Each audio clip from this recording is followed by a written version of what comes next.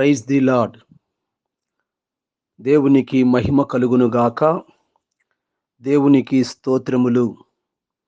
మీకందరికీ మహోన్నతుడైన యేసుక్రీస్తు ప్రభువు వారి పేరిట నా హృదయపూర్వకమైన శుభాభివందనాలు తెలియచేస్తూ ఉన్నాను. సర్వాధికారి అయిన దేవుడు మిమ్ములను మీ కుటుంబములను నిండారుగా దీవించునుగాక. ప్రతి విధమైన శోధన, అనారోగ్య పరిస్థితులన్నిటినీ దేవుడు లయము చేసి పూర్ణమైనటువంటి ఆరోగ్యమును, క్షేమమును, సమాధానమును మీకు దేవుడు దయచేయునుగాక. మంచిది ప్రియమైన వారులారా, ఈ సమయములో దేవుని వాక్యమునకు మనమందరము కూడా చెవియొగ్గుదాం. ఈ సమయములో దేవుడు మాట్లాడే సమయం. అంశం ఏంటంటే మోరియా పర్వతము. వాక్య ధ్యానము ఆది కాండము 22వ అధ్యాయము 2వ వచనము. అప్పుడాయన, నీకు ఒక్కడై ఉన్న నీ కుమారుణ్ణి, అనగా నీవు ప్రేమించు ఇసాకుని తీసుకొని మోరియా దేశమునకు వెళ్ళి, అక్కడ నేను నీతో చెప్పుబోవు పర్వతములలో ఒకదాని మీద దహన బలిగా అతన్ని అర్పించుమని చెప్పెను. ప్రియమైన వారులారా, చదవబడిన లేఖన భాగములో మనం చూస్తే సాక్షాత్తు దేవుడే అబ్రహాముతో మాట్లాడుచూ ఉన్నాడు. ఏమని మాట్లాడుచూ ఉన్నాడంటే, నీకు ఒక్కడై ఉన్న నీ కుమారుణ్ణి, నీవు ప్రేమించు ఇసాకును మోరియా దేశమునకు తీసుకువెళ్ళి, అక్కడ నేను నీతో చెప్పబోవు పర్వతములలో ఒకదాని మీద దహన బలిగా అర్పించుమని దేవుడు అబ్రహామునకు సెలవిస్తూ ఉన్నాడు. ప్రియులారా, ఎక్కడంటే మోరియా పర్వతములలో, దేవుడు చూపించే పర్వతము మీదనే. ఇంతటికి మోరియా అనగా చాలా అర్థాలు ఉంటూ ఉన్నాయి. వీటిని గురించి బైబిల్ పండితులు చాలా విషయాలు చెబుతూ ఉన్నారు. అందులో దేనిని తీసివేయడానికి వీల్లేదు. మోరియా అనగా హెచ్చించబడుట, మోరియా అనగా దేవుణ్ణి ఆరాధించు స్థలం, మోరియా అనగా నా గుండె, మోరియా అనగా దేవుడు మరలా ఇచ్చునని అర్థములున్నాయి. దేవునికి స్తోత్రములు కలుగునుగాక. మొదటిగా మోరియా అనగా హెచ్చింపబడుట. మన ప్రభువు హెచ్చించువాడు. ఆమేన్. ఆయన అందరినీ హెచ్చించాలని అనుకునేవాడు. అయితే మన పొరుగు వారు మనము హెచ్చించబడము ఇష్టము లేకపోవచ్చు, కానీ ప్రభువునకు మాత్రము ఇష్టమే. చూడండి, రాజు అయిన దావీదు మందిరము కట్టాలని అనుకున్నాడు. దేవుడు నాతానుతో కబురు పంపాడు, నీ కుమారుడు నాకు మందిరము కడుతాడని. మొదటి దినవృత్తాంతాల గ్రంథము 17వ అధ్యాయము చదవండి. ఇందులో చాలా ప్రాముఖ్యమైన సంగతులు దేవుడు తెలియపరుస్తూ ఉన్నాడు. అదే మొదటి దినవృత్తాంతాల గ్రంథములో 17వ అధ్యాయము 16వ వచనములో చూస్తే, దావీదు యెహోవా సన్నిధిలో కూర్చుండి ఇలాగూ మనవి చేశాడు. ఏమని మనవి చేశాడని మనం చూస్తే, దేవా యెహోవా, నీవు నన్ను ఇంత హెచ్చులోనికి తెచ్చుటకు నేను ఎంతటి వాడను, నా ఇల్లు ఏ మాత్రపుది. దేవా, ఇది నీ దృష్టికి స్వల్పమైన విషయమే. ప్రభు హెచ్చించువాడండి. మన ప్రభు హెచ్చించువాడు. ప్రభు హెచ్చింపక ముందు హెచ్చరించువాడు. ఇంకో మాటలో చెప్పాలంటే పరీక్షించువాడు. పరీక్షకు స్తోత్రం, మనం నిలబడాలి. పరీక్ష ముందా, ప్రమోషన్ ముందా? పరీక్షనే ముందు. హెచ్చింపబడాలంటే మనము కొన్ని విషయాలు క్షుణ్ణముగా ధ్యానించవలసి ఉన్నది. అందుకే లేఖనాల్లో నుంచి 5 విషయాలు, 5 రెఫరెన్సులతో మీతో చెబుతాను. జాగ్రత్తగా వీటిని మనము పాటించినట్లయితే, ప్రియమైన సంఘమా, దేవుని జనమా, మనము దేవుని చేత హెచ్చించబడుతాము. దేవుని యొక్క అగ్ని పరీక్షకు మనము నిలబడగలుగుతాము. సువర్ణము వలె మార్చబడుతాము. తద్వారా దేవుడు మనలను బహుగా హెచ్చిస్తాడు. ఎందుకంటే మోరియా అనగా హెచ్చింపబడుట. మొదటి సమూయేలు గ్రంథములో 2వ అధ్యాయము 30వ వచనములో మనం చూస్తే, కావున యెహోవా వాక్కు ఏదనగా, నన్ను ఘనపరుచు వారిని నేను ఘనపరుచుదును, నన్ను తృణీకరించువారు తృణీకారమొందుదురు. ఈ లేఖనాల్లో మనం చూస్తే ప్రభువు స్పష్టంగా మనతో చెబుతూ ఉన్నాడు. ఎవరైతే దేవుణ్ణి ఘనపరుస్తారో వారిని ఆయన ఘనపరుస్తాడు. ఎవరైతే దేవుణ్ణి తృణీకరిస్తారో వారు కూడా దేవుని చేత తృణీకరించబడతాడు. నీవు హెచ్చింపబడాలంటే దేవుని చేత దేవుణ్ణి ఘనపరుచు. రెండవదిగా చూస్తే లూకాసు వార్త 14వ అధ్యాయము 11వ వచనంలో, తన్ను తాను హెచ్చించుకొను ప్రతి వాడును తగ్గింపబడును, తన్ను తాను తగ్గించుకొనువాడు హెచ్చింపబడును. ప్రియమైన వారలారా, రోజు నిన్ను హెచ్చించుకుంటున్నావా? జాగ్రత్త, తగ్గించబడుతావు. అయితే ప్రభు కృపచేత దైవ భయము కలిగి నిన్ను నీవు తగ్గించుకున్నట్లయితే, ఆ మహోన్నతుడైనటువంటి దేవుడు నిన్ను హెచ్చించబోతూ ఉన్నాడు. కనుక తగ్గించుకొని అణిగి ఒదిగి ఉండుట దేవునికి, అది నీకు మేలు. దేవుని ద్వారా నీవు హెచ్చించబడుతావు. ఇక మూడవదిగా చూస్తే, మొదటి పేతురుకు రాసిన పత్రిక 5వ అధ్యాయము 6వ వచనములో, దేవుడు తగిన సమయమందు మిమ్మును హెచ్చించున్నట్లు ఆయన బలిష్టమైన చేతి క్రింద దీన మనస్కులై ఉండుడి. హల్లెలూయా. దేవుడు హెచ్చించేంత వరకు, అది ఏ రోజైనా కావచ్చు, ఏ దినమైనా కావచ్చు, ఏ సంవత్సరమైనా కావచ్చు ప్రియులారా. అయితే దేవుడు తగిన సమయమందు ఖచ్చితంగా తగ్గించుకుంటున్న నిన్ను, ఆయన బలిష్టమైన చేతి క్రింద దీన మనుష్కులుగా జీవిస్తున్న నిన్ను ఆయన ఏం చేయబోతూ ఉన్నాడు? హెచ్చించబోతూ ఉన్నాడు. కనుక హెచ్చించుకునేవేవి నీలో ఉండకుండా ఆయన బలిష్టమైన చేతి క్రింద ఒదిగిపో. ఆయన రెక్కల నీడలోకి వెళ్ళిపో. దీనుడైన నిన్ను దేవుడు దృష్టిస్తాడు. తగిన సమయమందు నిన్ను హెచ్చిస్తాడు.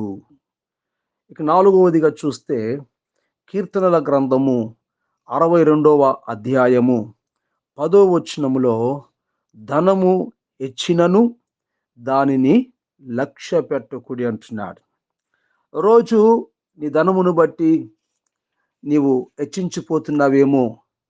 జాగ్రత్త, ధనమును నీవు లక్ష్యము చేయవద్దు. శ్రీమంతుడైన దేవుణ్ణి నీవేం చేయాలా? లక్ష్యము చేయాలి. ఆయన నీవు ఘనపరచాలి. ఆయన సన్నిధిలో నీవు తగ్గించుకోవాలి. ఆయన బలిష్టమైనటువంటి చేతి క్రింద దీనుడుగా ఒదిగిపోవాలి. అప్పుడు దేవుడే నీకేం చేస్తాడు? ధనఘనతలిచ్చి నిన్ను హెచ్చిస్తాడు. నిన్ను తలగా ఉంచుతాడు. నిన్ను అనేకమైన వాటి మీద అధికారిగా దేవుడు నిలబెడతాడు. దేవునికి స్తోత్రములు కలుగును గాక. గ్లోరీ. ఇక 5వదిగా మనం చూస్తే, సామెతల గ్రంథము 29వ అధ్యాయము 23వ వచనములో, ఎవని గర్వము వానిని తగ్గించును, వినయ మనస్కుడు ఘనత నొందును. హల్లెలూయా. గర్వము మనిషిని ఏం చేస్తుంది? తగ్గిస్తుంది. కనుక కోపమును, గర్వమును, సంశయములు ఇవన్నిటిని మనం ఏం చేయాలా? విడిచిపెట్టాలి. కోపము దేవుని నీతిని నెరవేర్చదు. మరి అహంకారమునకు ముందుగా గర్వము నడుస్తుంది. ఇవన్నీ కూడా ఏం చేయాలా? లేఖన ఖడ్గము చేత నరకబడాలి, అగ్ని చేత కాల్చబడాలి. ఇదిగో దేవుడు అంటూ ఉన్నాడు, ఎవని గర్వం వాన్ని తగ్గించును, వినయ మనస్కుడు ఘనత నొందును. హెచ్చింపబడాలనుకునే వారెవరైనా సరే చెప్పబడిన 5 విషయాలను ఖచ్చితంగా పాటించి తీరాలి. అంతే. దేవుడు ఒక వ్యక్తిని హెచ్చించే ముందు హెచ్చరిస్తాడు, పరీక్షిస్తాడు. అబ్రహాము తన కుమారుని ద్వారా పరీక్షింపబడిన స్థలము మోరియా. అబ్రహాము జీవితములో 3 పరీక్షలు కలిగాయి. వీటిలో మనము ఒక్కొక్కటిగా ధ్యానించుకుందాం. మొదటి పరీక్ష, అబ్రహాము వయసు 75 సంవత్సరాల వయసులో అబ్రహామునకు పరీక్ష.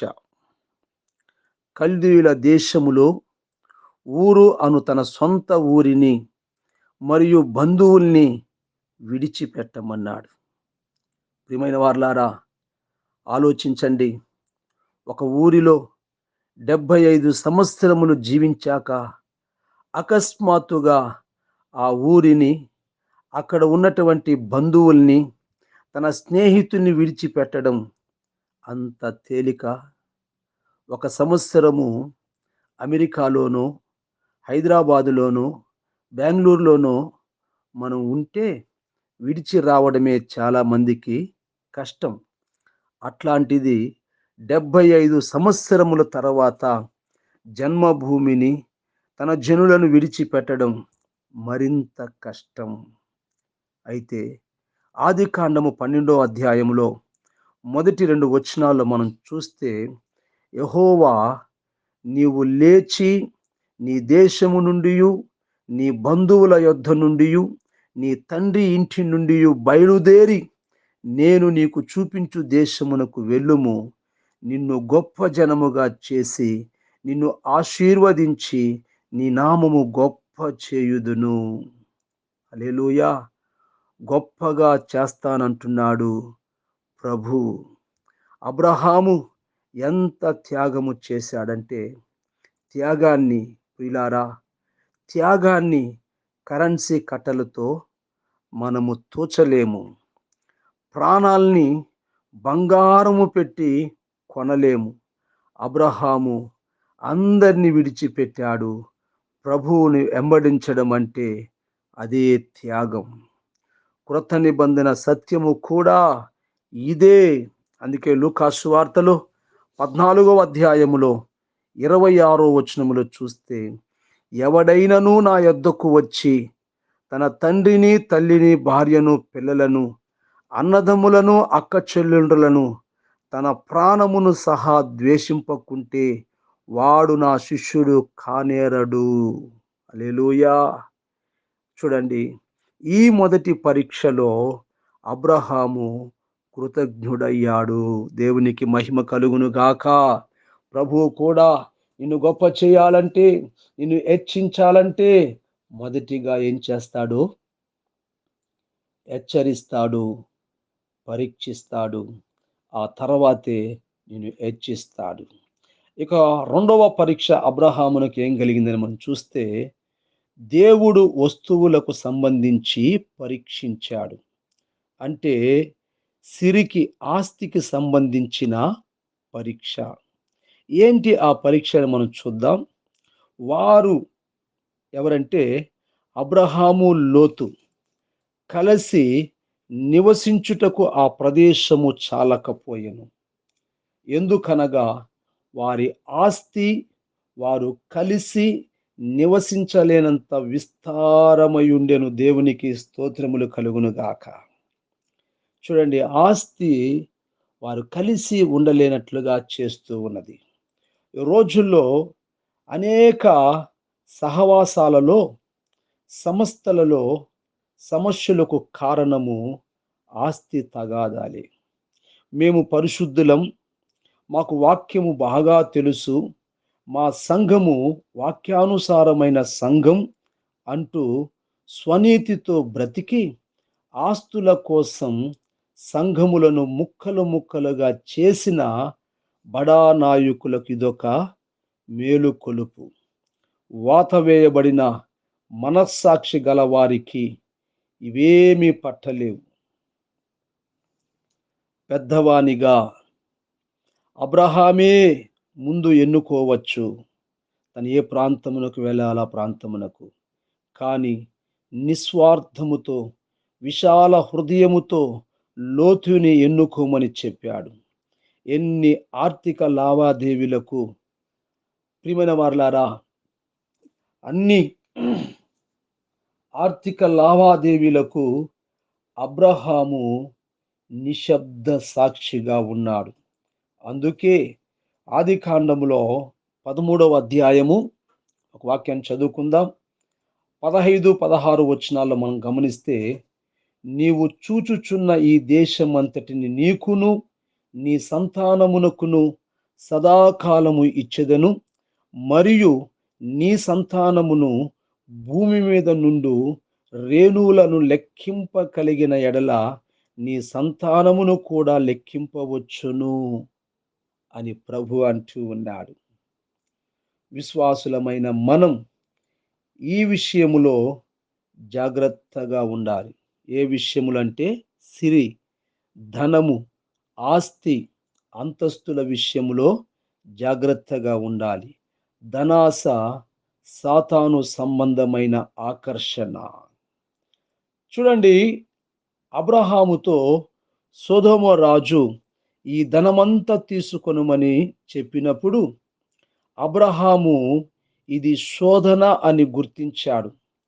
ఆ ధనాన్ని స్వీకరించడం వల్ల ఏ అపఖ్యాతి వస్తుందో, ఎందుకంటే నేనే అబ్రహామును ధనవంతునిగా చేసి తినని ఆ సొదొమ రాజు చెప్పొచ్చని గుర్తించి దాని నుండి విడుదల పొందాడు. మనకందరికీ తెలుసు, ఆదికాండం 14:21లో మనం చూడొచ్చు. అయితే ఇక్కడ ఒక సేవకుడు మనకు గుర్తొస్తూ ఉన్నాడు. ఆయన ఎవరంటే బిలాము. దేవుని సేవకుడైన బిలాము ధనాపేక్ష సోదిగాడిగా మార్చేసింది.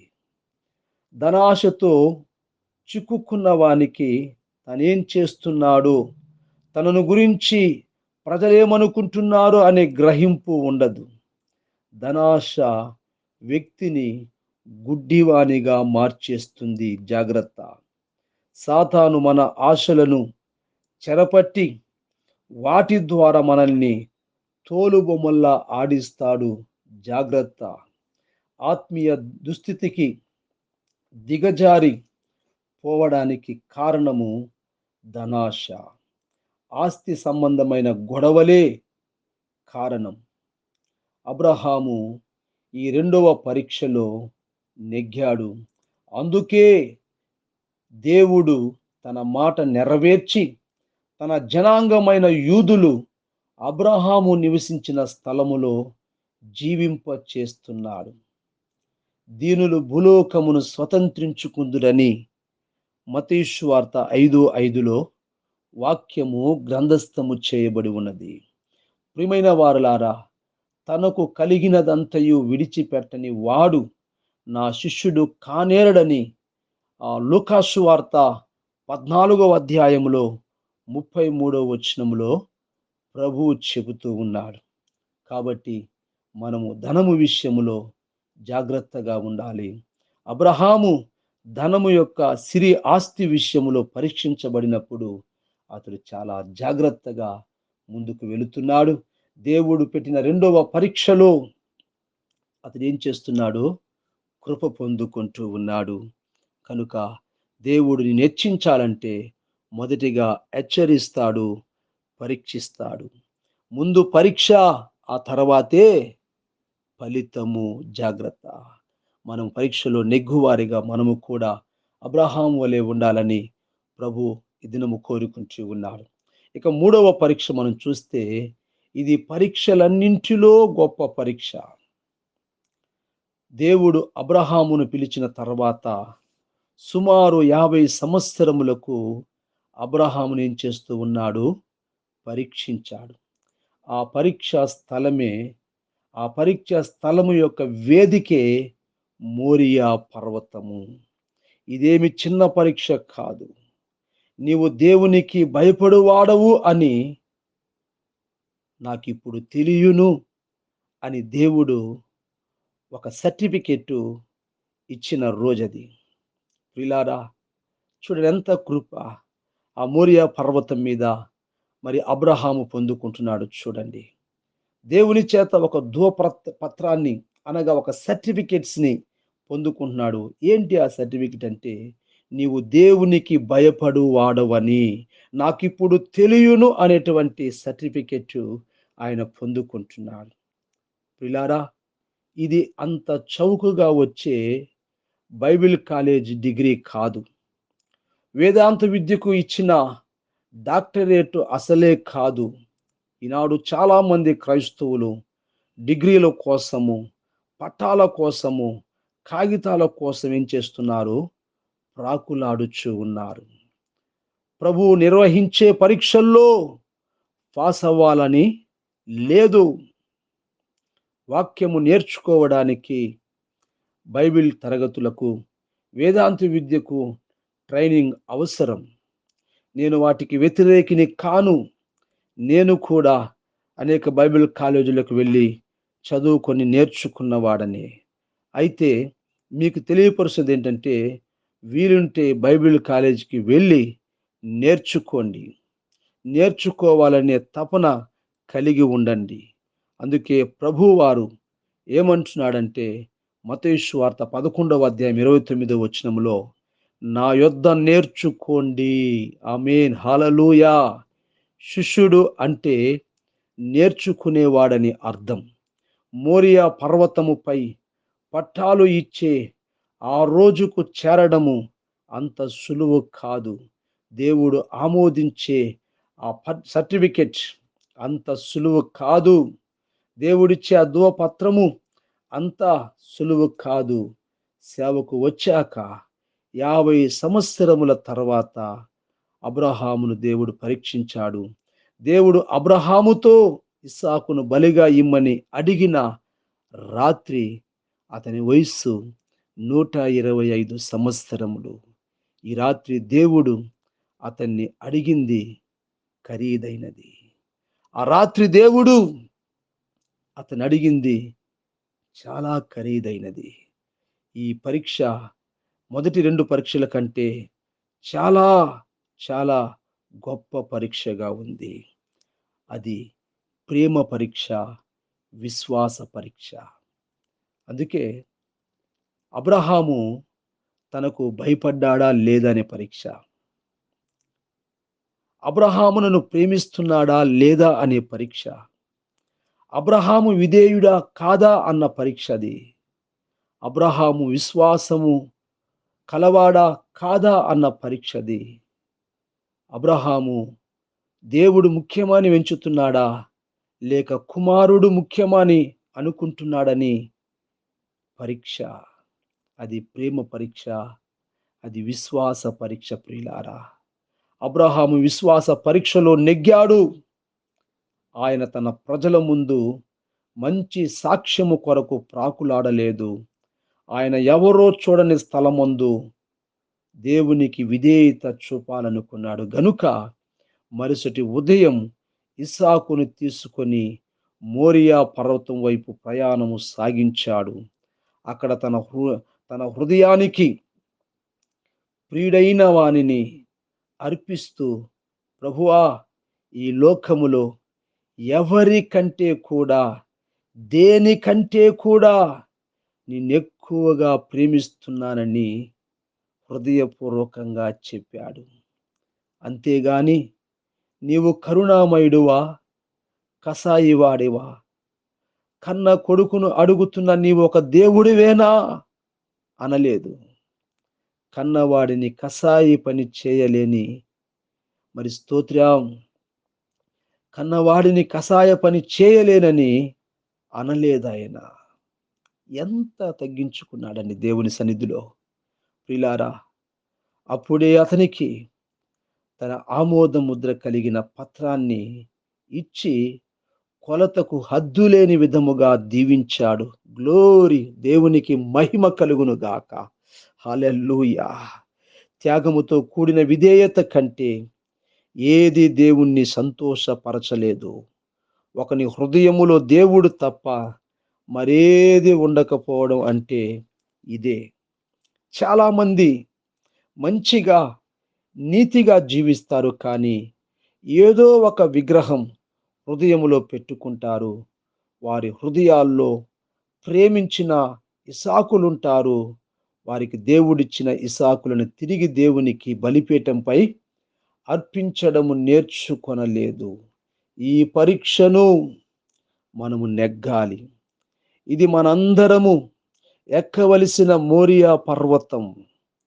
మరలా చెబుతూ ఉన్నాను, ఈ మోరియా పర్వతము మనమందరము ఎక్కవలసిన పర్వతం.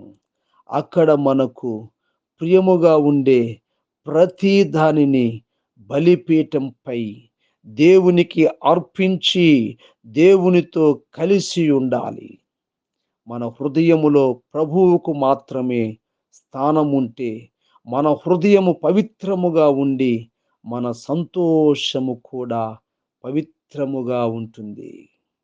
దేవుడు అబ్రహామును ఒక్కొక్క పరీక్షలో నెగ్గించి మోరియా పర్వతము మెట్లు ఎక్కించాడు. మోరియా పర్వతము నుండి దిగి వచ్చిన అబ్రహాము జీవితము ద్వారా మనమందరము ఆశీర్వదించబడాలని దేవుని ఉద్దేశము. దేవునికి మహిమ కలుగును గాక. అబ్రహాము జీవితము ద్వారా, మరొకసారి చెబుతున్నాను ప్రియులారా, అబ్రహాము జీవితము ద్వారా మనమందరము ఆశీర్వదించబడాలని దేవుని ఉద్దేశం. అబ్రహాము పొందిన ఆశీర్వచనము క్రీస్తు యేసు ద్వారా అన్యజనులకు కలుగుటకై దేవుడు కృప చూపుతున్నాడు. క్రీస్తు ద్వారా. మోరియా అంటే మరలా ఇచ్చును అనే అర్థం. అక్షరాల నెరవేరింది. చూడండి, దేవుడు మోరియా పర్వతం మీద నీ ఒకగానొక కుమారుణ్ణి, నీవు ప్రేమించే ఇస్సాకును నాకేం చెయ్యి, నేను చూపించే పర్వతములలో ఒక పర్వతం మీద నీ కుమారుణ్ణి బలిగా, దహన బలిగా అర్పించమన్న దేవుడు చివరికి ఏం చేస్తున్నాడు? మోరియా అంటే ఏం చెప్పాను మొదటిగా? హెచ్చించబడుట, దేవుణ్ణి ఆరాధించు స్థలం, నా గుండె దేవుడు మరలా ఇచ్చును అని అర్థాలని చెప్పాగా. అబ్రహాము కుమారుడైన ఇస్సాకును దేవుడు బలిగా తీసుకున్నాడా? పరీక్ష. ప్రియమైన వారులారా, నీ వెచ్చించబడాలంటే ముందు ఏం చెప్పాను? పరీక్షించబడాలి. పరీక్ష ముందా? ప్రమోషన్ ముందా? పరీక్షే ముందు గనుక మరి దేవుడు తన కుమారుని ద్వారా పెట్టిన ఆ పరీక్షలో అబ్రహాం ఏం చేశాడు? నెగ్గాడు. ఆ మోరియా మెట్లు ఎక్కగలిగాడు. దేవుని కృప పొందుకున్నాడు. మరలా ఆ కుమారుణ్ణి పుచ్చుకొని తిరిగి దిగి వస్తూ ఉన్నాడు. అర్థం ఏంటంటే, మోరియా అంటే మరలా ఇచ్చును. మరి అబ్రహాము కుమారుని ఇస్సాకును మరలా తీసుకొని దేవుని సన్నిధి నుంచి ఏం చేస్తున్నాడు? అబ్రహాము వస్తూ ఉన్నాడు. కనుక మోరియా అనుభవము మనకు కావాలి. ఆ రీతిగా నీ జీవితము ఉంటే నిశ్చయముగా దేవుడు నిన్ను అబ్రహాము ద్వారా సమస్త వంశములకు దీవెనకరముగా మార్చి నిన్ను ఉన్నతముగా దేవుడు నిలబెట్టి నడిపించుటకు ఆయన సమర్థుడు, శక్తి కలిగిన దేవుడుగా ఉంటున్నాడు. ప్రియమైన వార్లారా, కనుక ఎక్కడ కూడా మనం ఎచ్చిపోకున్నట్లుగా 5 సంగతులు మీకు చెప్పాను. మరి మనం ఏం చేయాలి? దేవుణ్ణి ఘనపరచాలా, మనను మనం తగ్గించుకోవాలా, ఆయన చేతి క్రింద దీన మనుషులుగా ఉండాలా, ధనమును హెచ్చించకూడదు, ధనమును లక్ష్య పెట్టకూడదు. అలాగే ఎవరు కూడా గర్వము కలిగి మరి ఉండకుండా వినయ మనుష్కుడుగా ఉంటే వారు ఘనత నొందుతారు. హెచ్చించబడాలనుకునే వారెవరైనా సరే ఈ 5 విషయాలు ఖచ్చితంగా పాటించి తీరాలి. దేవుడు ఒక వ్యక్తిని హెచ్చించే ముందు హెచ్చరిస్తాడు, పరీక్షిస్తాడు, హెచ్చిస్తాడు, మరలా ఇస్తాడు. అటు కృప ఆత్మదేవుడు మనకందరికీ దయచేసి మనను దీవించునుగాక. ఆమేన్. ప్రార్థన చేసుకుందాం. మహాపరిశుద్ధుడవైన మా తండ్రి, జీవము గల దేవా, నీకు మహిమ, నీకు స్తోత్రములు నాయన. ఇంతవరకు నాయన మోరియా పర్వతమును గురించినటువంటి నాయన అనేక సంగతులు ప్రభువా మీరు మాతో మాట్లాడారు. మోరియా నాయన స్తోత్రం, అది దీవెనకరముగా అయా కృప పొందుకొని తిరిగి వచ్చు స్థలముగా, నాయన హెచ్చించబడే స్థలముగా, నా తండ్రి ఒక మంచి సర్టిఫికెట్ నాయన మాకు ఇచ్చే స్థలముగా ఆ స్థలం ఉంటున్నది నాయన.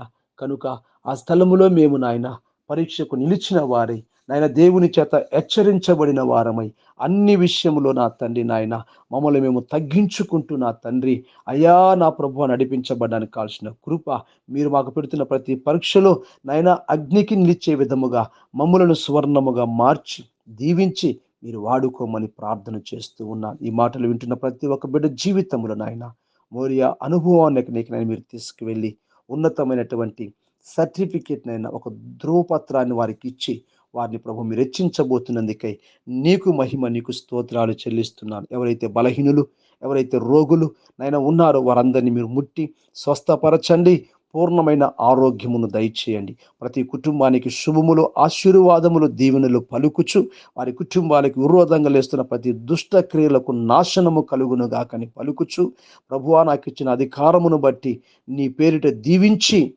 యేసు క్రీస్తు నామమున మోరియా అనుభవమును అయా మేము పొందుకొని దీవించబడుతూ నడిపించబడుదుముగాకని పలికి యేసు క్రీస్తు నామమున ప్రార్థిస్తున్నాను తండ్రి.